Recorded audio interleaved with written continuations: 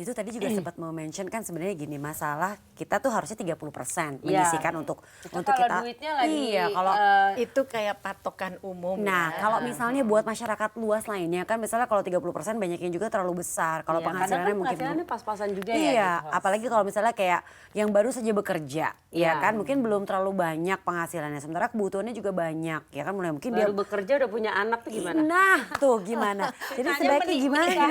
Janda udah bawa anak satu tuh kan gimana kalau?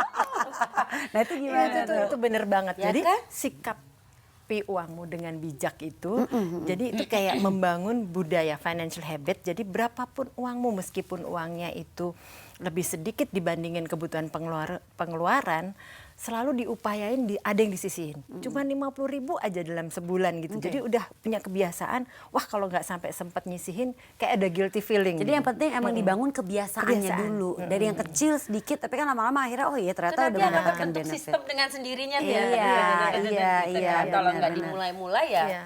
Bahkan nanti belajar- kalau belajar. memang betul-betul udah well off, 30% kesedikitan. Karena nanti Itu keren itu kalau bisa 30% udah terlalu sedikit ini aja. karena kan nanti kan 70% disini kan 30% pun dia udah wah mewah gimana? Benar ya.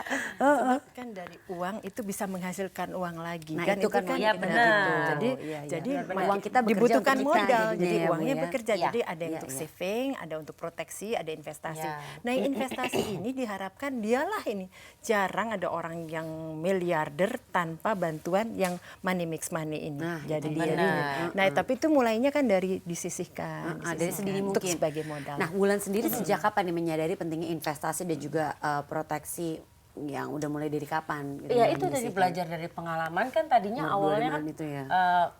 kerja seni saja gitu kan, yang which is kita nggak ada pensiun, Iya, nggak ada benar, apa benar. gitu kan. Asuransi Kerja juga kesehatan juga istilahnya kita nggak tidak ada ada kan penghasilan tadinya tetap, ya kan. Nah tadinya kan wah yang tadi saya cerita lagi banyak job foya-foya gitu kan, tapi belajar tambah umur, tambah dewasa, tambah ada banyak cobaan, masalah Dari pengalaman ya. masalah-masalah dewasa yang menimpa orang-orang dewasa lah gitu. Nah dari situ belajar gitu, akhirnya uangnya diputerin, uangnya ditabung, semuanya direncanain gitu kan. Akhirnya sekarang punya bisnis gitu, jadi misalnya pun lagi nggak syuting, tetap ada penghasilan. Iya, benar, iya.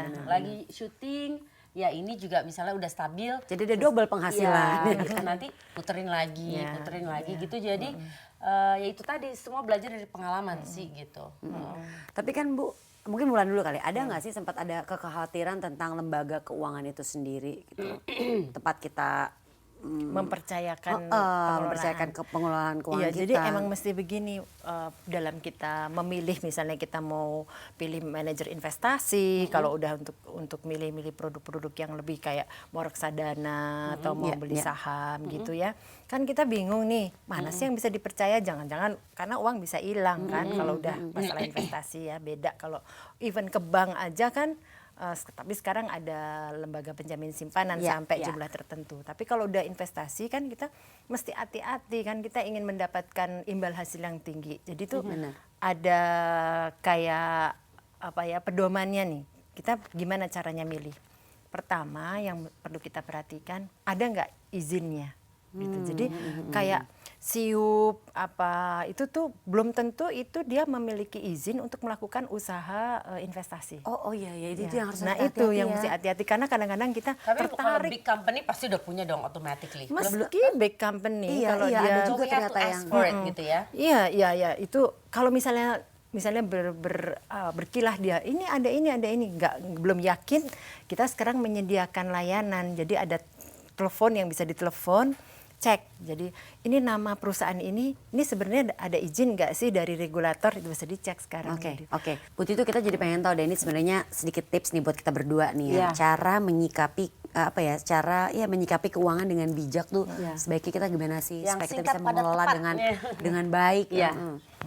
Nomor satu, kalau punya uang tetap harus kita rencanakan sesuai dengan kebutuhan kita jangka pendek, menengah, panjang. Jadi emang udah hilang tuh ya, kalau punya uang dibelanjain itu oke coret. Nah, nggak boleh lagi ya. Nanti kalau ada lebih baru dibelanjain gitu. Memang ini berkaitan dengan disiplin dan mengendalikan kan, apalagi untuk ibu-ibu. Itu nomor satu. Terus yang kedua kan tadi mengelola kan artinya dimasukin ke tabungan, dimasukin ke produk-produk kayak reksadana dan yang lain-lainnya. Nah itu tadi tipsnya hati-hati, mesti juga cek itu kalau itu bukan bank.